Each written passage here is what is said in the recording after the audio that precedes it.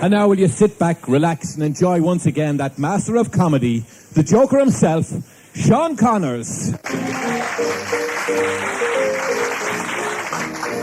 When first I came to Dublin town to a good old Ballyatlia, I went direct with me head erect for to join the DMP. As me ponderous feet walked Kevin Street, and I walked with alacrity, for well I knew they could not do without Guard Moriarty. I'm a well-known bobby of the stalwart squad, I belong to the DMP, and the ladies cry when I pass by, are you there, Moriarty?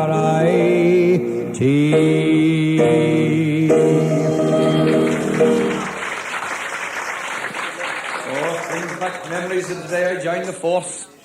I remember coming up from Kerry, the uncle driving the car. We were passing by a farmyard down near Naas. Had a bit of an accident.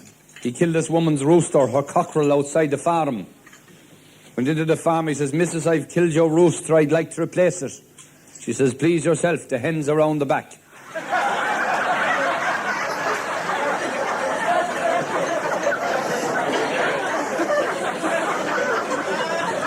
Well, I went up to the depot in the Phoenix Park, and the sergeant said to me, well, young man, he says, we have to ask you some questions to see if you're clever enough to be a guard.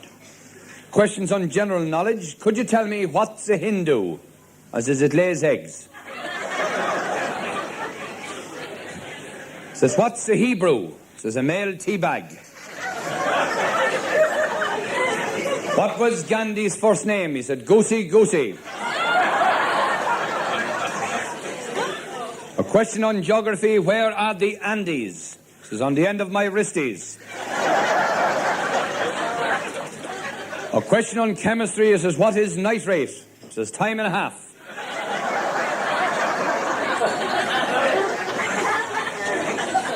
Who was the first man to ride a motorbike? I said, Moses. He says, how do you make that out? I says, I read in the Bible that you could hear the roar of Moses' triumph.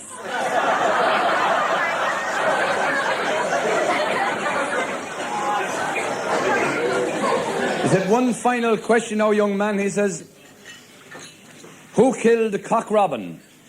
I said, I haven't got a clue. Well, he said, as soon as you find out, he says, come back and tell me. I'm going out the door, there's a fella standing there. He says, are you a policeman now? I says, I think I'm a detective. They put me on a murder case.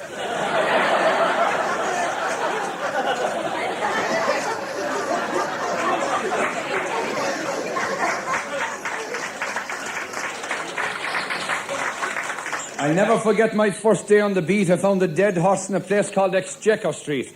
I couldn't spell it and I had to drag it round into Dame Street.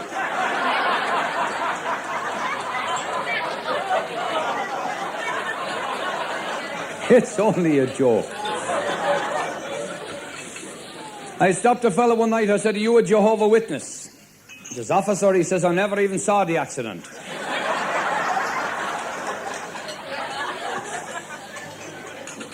Parking is a problem all over the world, though, isn't it? I found a fella the other day lying on the side of the street. I said, get up, you're drunk. He says, I'm not drunk. I said, get up, you're drunk. He says, I'm not drunk. He says, what are you doing lying down there? He says, I'm after finding a parking space. I've sent the wife home for the car.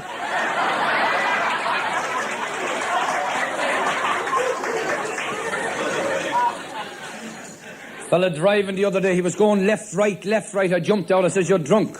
He says, thank God, officer, I thought the steering had gone. Another fellow was walking in front of me like this. I caught up and I said, have you hurt your back? He says, no, I saw a sign down the road that says, bend for half a mile.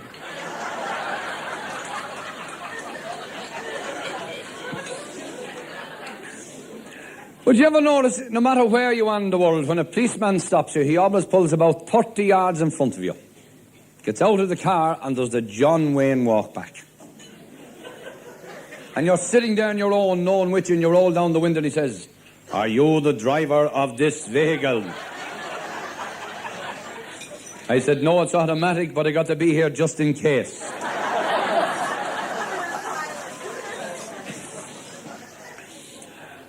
I stopped a fellow one night. I walked over, I put my head in the window. I was very unlucky because the window was closed. I said, blow into this. He says, is this the breathalyzer? He says, no, it's my gloves. My hands are cold.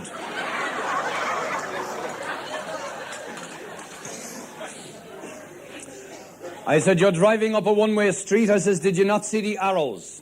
He says, officer, he says, I never even saw the Indians.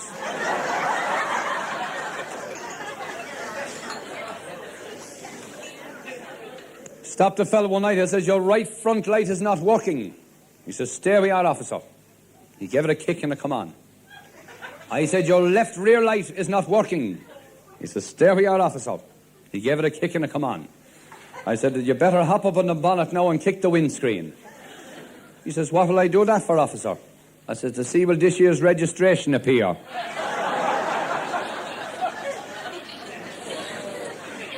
I stopped a fellow one night. I said, blow into this. He says, what's that? I says, this is an old bag which tells me if you're drunk. He says, I've got one of them at home.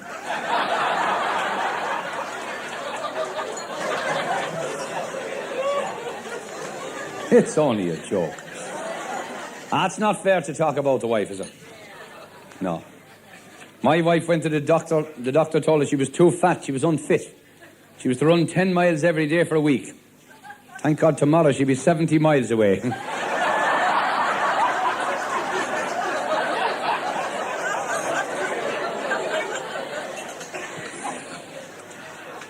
I've the mother-in-law coming up for our dinner tomorrow.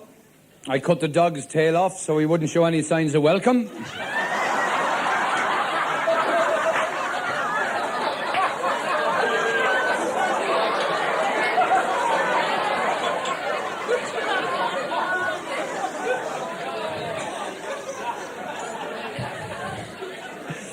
Hope we've no mother-in-laws in tonight, have we?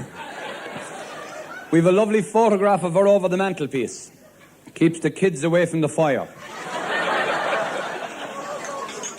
No, I've been married twice myself, actually. Suppose you got to get married sometime, don't you, sister? You can't go through all your life being happy, huh?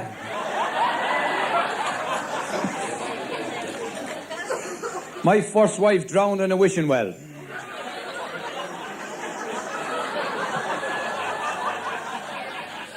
I didn't know they worked.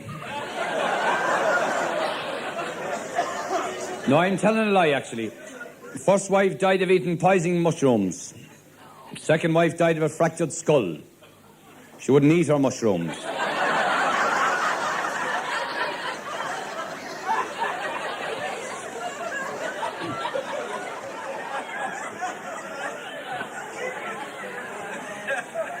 I was on duty there in a place in the city the other night. Big coloured girl come up to me. She says, you want to take me home, man? I said, who wants to go to Africa this hour of the night?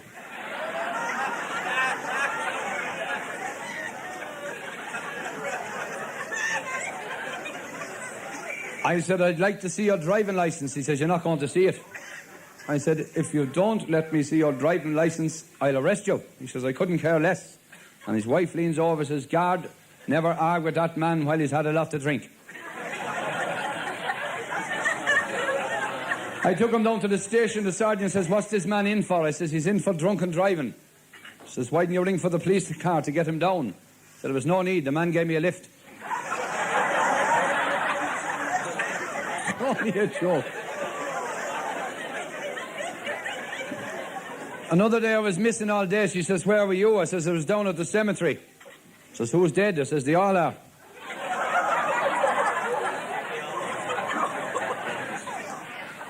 I was trying to go to America there, trying to emigrate for a while there. I went for a job in the New York tax department. Fella asked me what was 32 and 32. I said 96. I got the job. I was the nearest.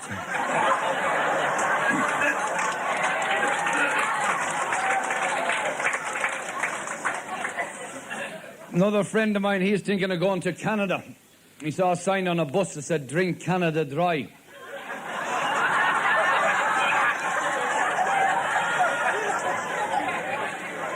He went for an interview for a job as a lumberjack. And the fella says, have you got any experience? He says, I have. For years I worked in the Sahara forest. He says, you mean the Sahara desert? He says, is that what they call it now?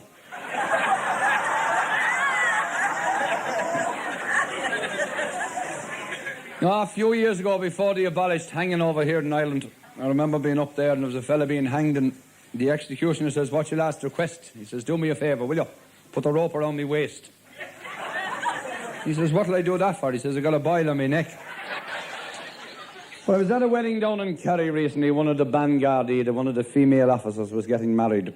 Now, I know it's a woman's privilege to be ugly, but this woman abused the privilege. The priest said, "Do you take this woman to be a lawful wedded wife?" He says, "I do." The priest says, "I'll ask you again."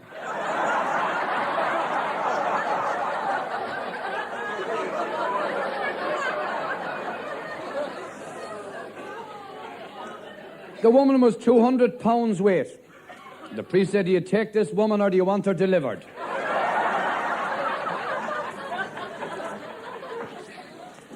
I went up to the priest and says, "What do I owe you?"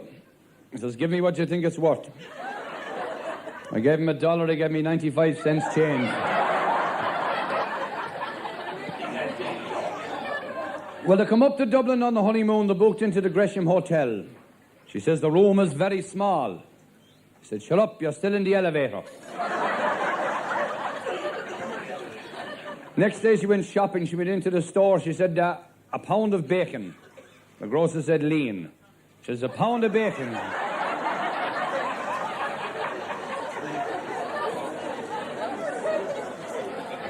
Next day he took her up to the zoo. The zookeeper says, "Keep that woman moving, we're doing an inventory."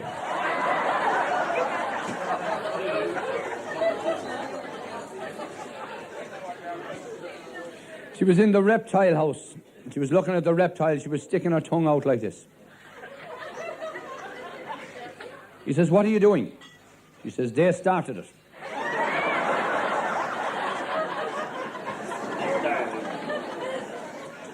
I stopped two fellas in a car the other night. He says to the first fella, says, "What's your name?" He says, "Mickey Delaney." He says, "Where do you live?" He says, "No fixed abode." Says the next fella, "What's your name?" He says, "MJ O'Sullivan." He says, "Where do you live?" He says, "The apartment above him."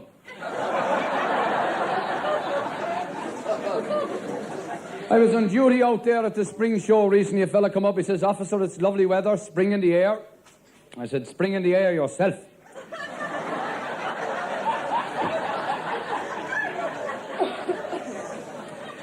I said, "What are you doing in this neck of the woods?" Well, he says, "I come up to the spring show, I'd like to see the prize bull." I said, "I know the chap who was in charge." I says, "I'll save you some money. Come in." Took him in and said, "Michael, chap up here from Kerry wants to see the prize bull." Says, "Guard Moriarty, he'll have to come back tomorrow. The prize bull is locked up. He won't be out till tomorrow morning." The man says, "I can't come back tomorrow." He says, "If you want to see the prize bull, you've got to come back tomorrow." He says, "How can I come back tomorrow? I've got to get the train at 6 o'clock. I've got to be back down in Kerry. The wife and 26 kids are waiting on me at the railway station to take me home with the pony and trap." He says, "Hold on." He says, "How many kids did you say you have?" He says, "I've got 26. He says, "Stay where you are. I'll bring the bull out to see you."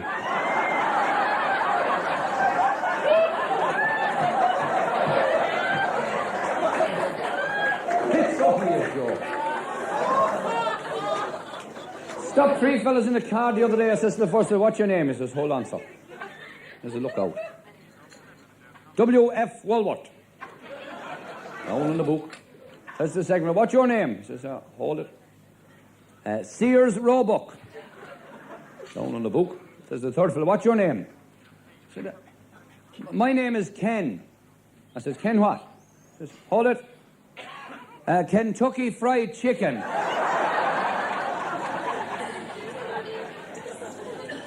I was standing in O'Connell Street the other day. A senior citizen come up to me. He says, "Officer," he says, "could you see me across the road?" I says, "Hang on, sir. I'll go over and have a look."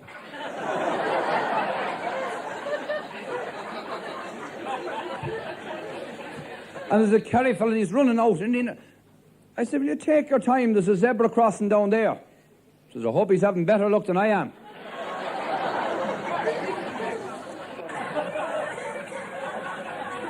I had a brother, actually. He was in the police force as well.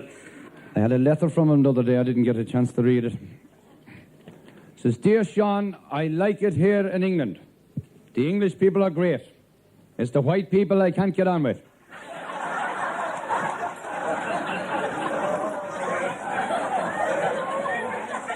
I don't understand the signs on the bus stops. I saw one which said, line up other side. I did, and I missed the bus. I went to the doctor and I told him I had wind and he gave me a kite. He's not much of a doctor. He was treating a fella for jaundice for 3 years and then he discovered he was a Jap.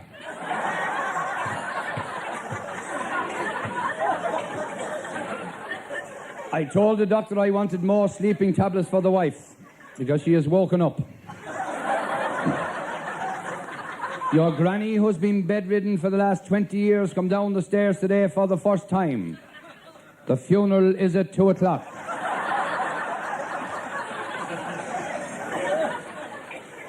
I'm waiting to put the cat out, but he hasn't come in yet. I was in Sears Roebuck store the other day, and I saw a sign which said, dogs must be carried up the escalator. And I was standing there for 3 hours waiting on a dog. When I got up to the top, there was a sign that said, restrooms out of order, please use ground floor.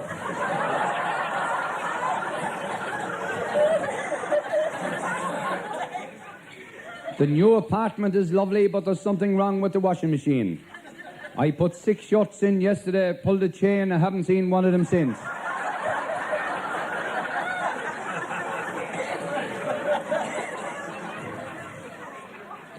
Your brother Paddy has been in prison for 6 months. During the first month, he had his tonsils, his appendix, and his gallbladder removed.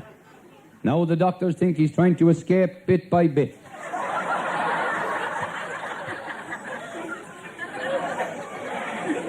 The man next door has got 3 wooden legs from the doctor in the last 3 weeks. Now the doctor thinks he's making a coffee table. When you said my cousin Nellie Dunn was living in London WC1, I found the place marked WC, and I knocked on the door marked 1. And I asked the lady, was she Nellie Dunn? But she said she was only starting. I would have enclosed some money, but I've already sealed the envelope. Nice to get a letter off a brother, isn't it?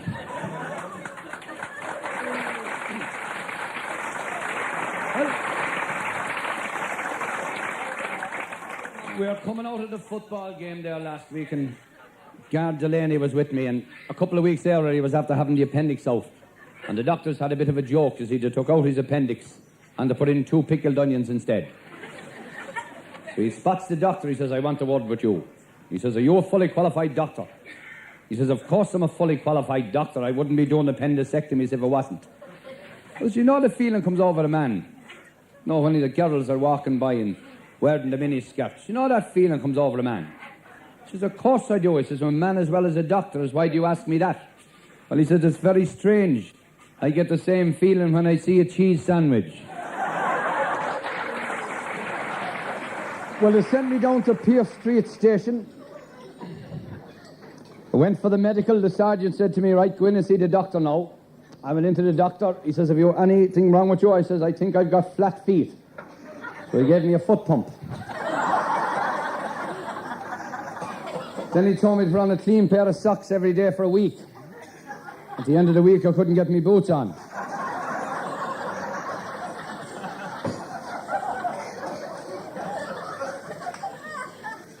Well, they sent me down to Pierce Street Station. I went for the medical. The sergeant said to me, right, go in and see the doctor now. I went into the doctor. He says, have you anything wrong with you? I says, I think I've got flat feet. So he gave me a foot pump. Then he told me to put on a clean pair of socks every day for a week. At the end of the week, I couldn't get my boots on.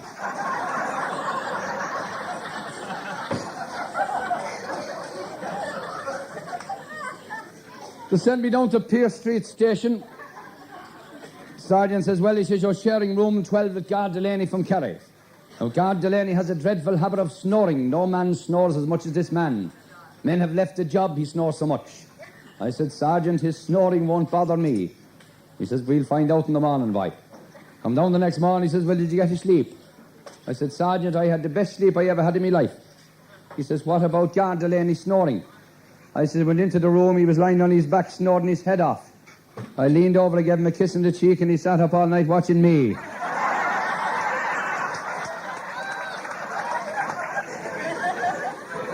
When I moved out of the station anyway, I had to go and look for an apartment for myself.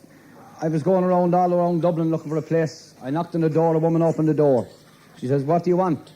I says, Mrs., I says, I'd like to stay here. She says, stay there, and she closed the door in my face.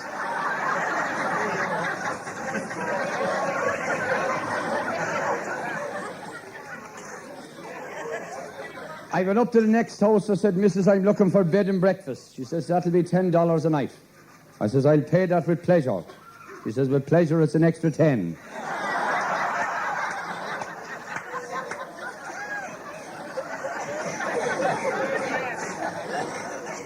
Well, I was there for a while anyway. I called the woman aside one day. I said, Mrs., you'll have to do something about that sign on my bedroom wall. I said, if my mother comes up to visit me, there'll be terrible trouble. She says, what sign are you talking about? I said, that sign that says, be in bed before I am. She says, what are you talking about? I said, come up and I'll show you. Look, there it is there. Be in bed before I am. She says, how legit it is. Be in bed before 1 a.m.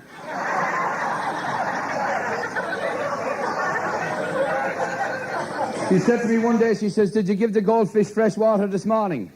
I says, I never drank the water I gave them yesterday morning.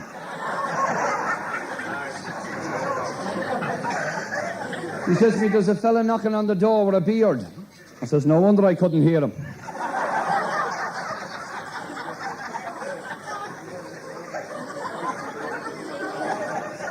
I was on duty one day, you know, and an awful lot of poaching goes on around Ireland, poaching for fish. And there was two Kerrymans I was watching in the bushes, you see, one day, and two Kerry fellas met these two lads from Dublin, you see. And they said, two Dublin lads have two big fish under the arm, two salmon. He says, where'd you get the fish, lads?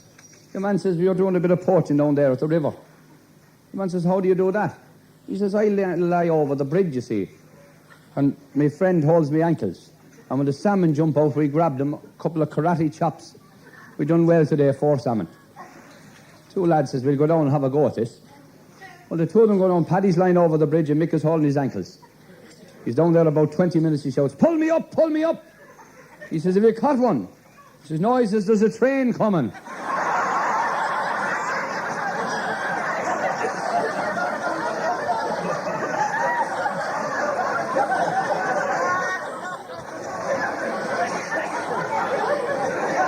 It's only a joke. Another day I was watching two Kerrymen there and they were laying these flagstones. And there's a fella watching him sitting there in a Rolls Royce car. So the two Kerrymen get a bit curious. Go over to your man, he says, are you at this business yourself? No, says your man, he says, I'm a precision engineer. The man says, what does that mean?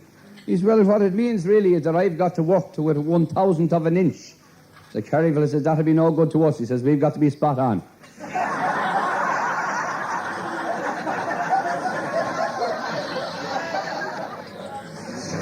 Quite recently, Mrs. Thatcher, the English Prime Minister, came over to visit our Prime Minister, Mr. Fitzgerald, and she was arriving at Dublin Airport on the plane. She says to the hostess, she says, young lady, there's a £20 note, throw it out the window and it'll make somebody happy.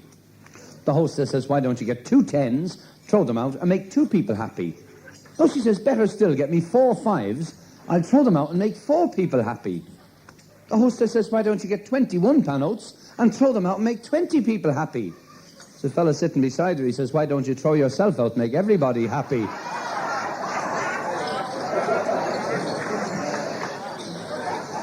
A few years ago, a gentleman from the other end of Ireland, Mr. Ian Paisley, he attempted to get into America and he was refused.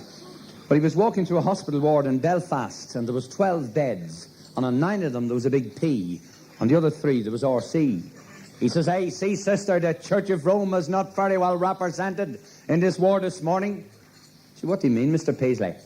Well, he says, there's 12 beds, 9 with P on them, 9 proud Protestants, probably members of my flock. Over there, there's only 3 RCs, 3 Roman Catholics. He says, oh, Mr. Paisley, I have it wrong. Those 9 fellas are having porridge in the morning. The other 3 are having Rice Krispies.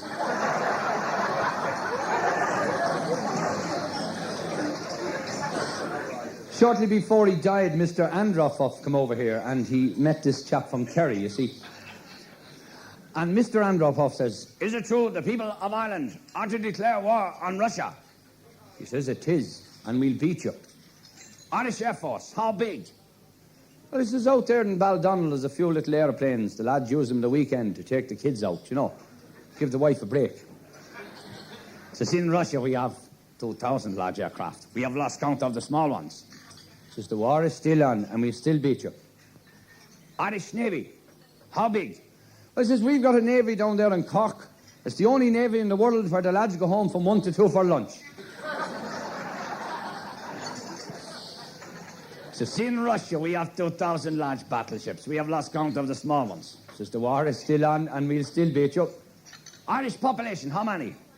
Well, he says, "At the last count it was 3.5 million. He says, "In Russia we have 2,000 million. He says, "The war is off." He says, "Why is the war off?" So we've nowhere to put all those prisoners of war. It's only a joke. An American friend of mine come up to me, he says, "Have you got a Disneyland here in Ireland?" So I took him up to our House of Parliament. He says, "What's that building there, man?" I said, "Dáil Éireann." I said, "The House of Parliament. It's similar to the White House in America." He says, "A fine building." He says, "But back in the States, the White House is 200 times the size of that." I said, "I see." Brought him into the car, took him further up the road. I said, "That's one of our biggest and most modern hospitals in Europe." He says, "A fine hospital." But he says, "Back in the States, our hospitals like that are 500 times the size of that." I says, "I'm not surprised. That's a mental hospital."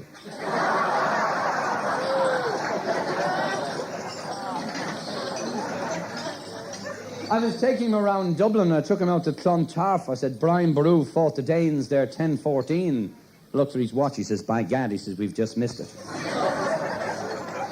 I went over to America recently and was standing at Dublin Airport, and I met this Kerry chap, and I said, "Are you travelling to the States as well?" No, he says, I'm waiting on my brother. He's coming back from America. His aeroplane is due in shortly." I says, "He been in America very long?" "Oh, he's over there 25 years. I says, "He's been back and forth on vacation." "Oh, no, he's never been back from the day he left Ireland." I says, "Will you recognise him when you see him?" He says, "How will I recognise the man when I see him? He's been away 25 years. He says, "Will he recognise you?" He says, "Of course he will." He says, "I haven't been away." It's only a joke. Well, we got on the plane, and it suddenly come over the tonneau. "Attention, please. This is your captain of Aer Lingus Flight 105E to Kennedy speaking. If you look out the window on your right-hand side, you will see number 1 and number 2 engines are on fire. If you look out the window on your left, you will see number 3 and number 4 engines are on fire. If you look into the sea, you will see yellow speck. This is a rubber dinghy containing myself and my crew. This is a recording." I said to the pilot, says, "Hijack," and he flew me to Cuba. Hijack. Well, the hostess is handing out the landing cards, and the Kerry fella says, "What are those things that woman has given out?" I said, "The landing cards." Said, "It's to do with immigration. You've got to fill them in, or you won't be let off the plane." Right, he says, "Give us your pen." Name, Mickey Delaney. Address, 23 Main Street, Bannock, County Kerry. Age, 36. Sex, once in Killarney.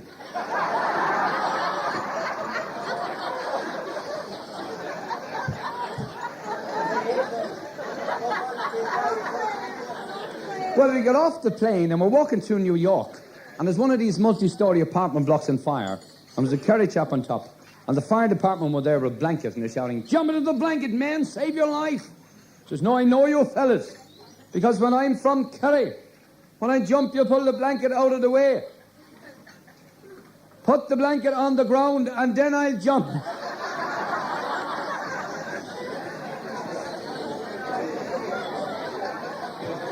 We went into a bar, actually, and I was very, very interested in watching a television program, and there was a chap watching. I said, "Would you mind switching over? The American football is on. I've never seen it before in my life." And no, I'm not watching American football. I said, "Well, there's ice hockey. I'd like to..." "No, ice hockey, no." I said, "There's boxing." No, not boxing." I said, "What do you go in for?" He said, "Well, I don't like ice hockey. I don't like American football. I don't like boxing." He said, "Me," he said, "I go in for women. Women, 5 times a day. I said women 5 times a day. I said, that'd kill you. Not women, women.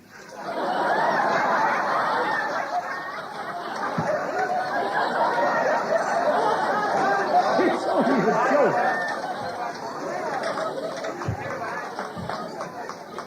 Well, we went into another bar. There was a big sign outside called Pig and Whistle. Name of the place, Pig and Whistle. He says, we'll go in and get 2 beers here. Went in and said, 2 beers, please. I said, I'm sorry. He said, we don't serve Irishmen. I said, could I see the owner? Well, he says, this is a partnership. He says, there's 2 partners. He says, I'm one of the partners, so that makes me the owner, and you're not being served. Right? He says, could I have a word with Mr. Whistle, please? Fella goes for a job. The boss says, can you make tea? He says, I can, sir. He says, can you drive a forklift truck? He says, why? How big are the teapots? 2 Kerry fellas sitting in a bar opposite a full-length mirror. A woman says, Mick, will you have a look over there? There's 2 fellas over there, and they're the image of us. They're like our twins. I'm going over to buy them a drink. And he stood up, and the other fella says, sit down for God's sake. There's one coming over here, he might buy us one.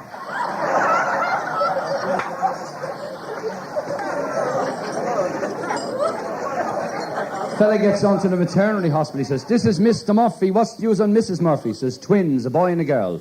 Don't rush away. It's not all over yet. Ring back in half an hour. Half an hour later, he's on the phone. He says, oh, this is Mr. Murphy. What's the news on Mrs. Murphy? He says, triplets, 2 boys, 1 girl. Don't rush away. It's not all over yet. Ring back in half an hour.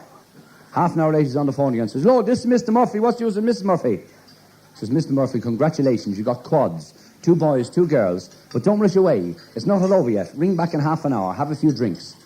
Well, he goes into the bar. He's about 6 pints of draft Guinness and 6 large Irish whiskies.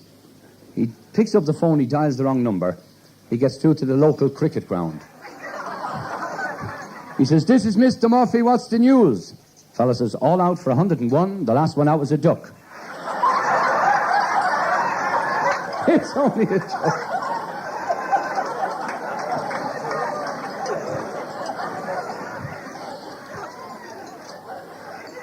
Fella gets on the telephone to Shannon Airport. He says, could you tell me how long does it take to fly from Shannon to New York? He says, just a moment. He says, thanks very much.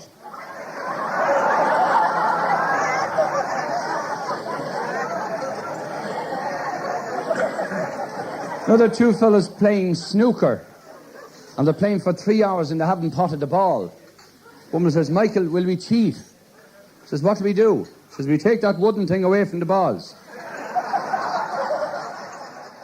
It's only a joke.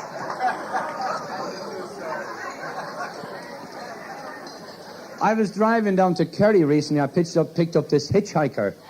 And we're driving along. We get a little bit bored. I said, I have a little puzzle for you. Maybe you could work it out. He says, what's that?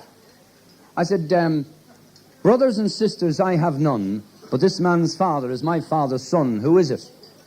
Oh, he says, I don't know that. I said, it's me. He said, that's very good. He says, come on. He says, I'll buy you a drink. Come on. I went into this little bar and he got chatting to a few lads. He says, come here, lads, I've got a little puzzle for you. Brothers and sisters I have none, but this man's father's my father's son. Who is it? I said, it's you. No, he said, it's not. It's this fella here who gave me a lift down the road.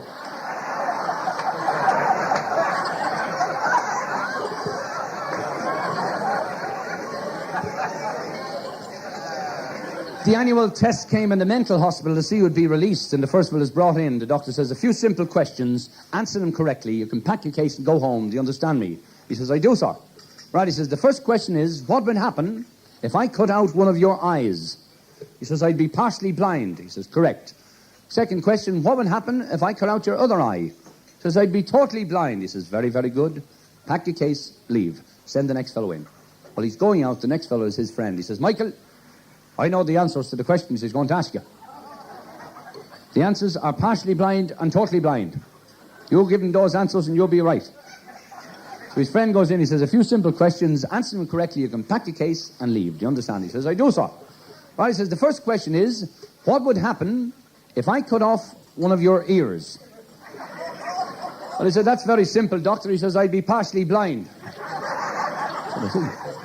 He says, what would happen if I cut off your other ear? He says, I'd be totally blind. He says, how do you make that out? He says, me hat would fall down over me eyes. I had a fella in court the other day. The judge says, you're up in front of me for drinking. I says, right, Judge, let's get started.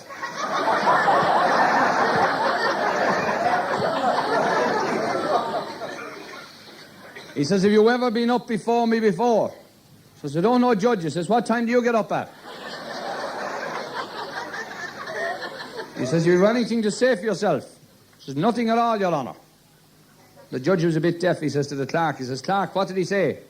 The clerk says, Judge, he says, nothing at all, Your Honour. I said, my God, I could have sworn I saw his lips move.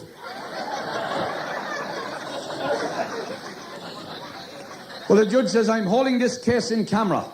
He says, what does that mean, Judge? He says, look, he says, I know what it means. The officer knows what it means.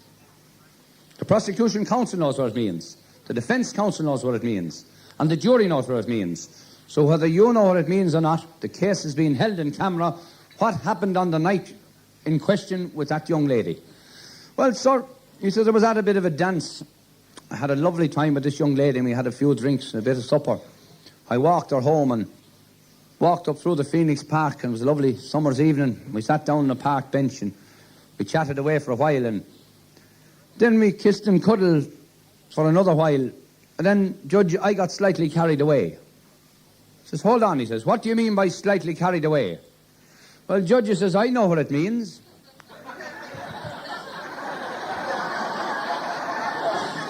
The girl there knows what it means. The officer knows what it means. The defence counsel knows what it means. The prosecution counsel knows what it means. And the jury knows what it means. And, Judge, if you were there with your camera, you'd know what it meant.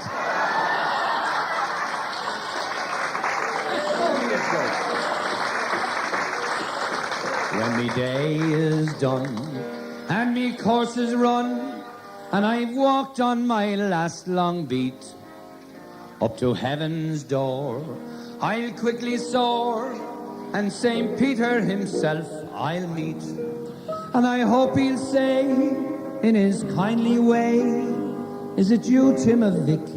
I see your reward is won for work well done. Flap your wings, Moriarty. Come on. You're a well-known Bobby of the stalwart squad. I belong to the DMP. And the ladies cry when I pass by, are you there, Moriarty?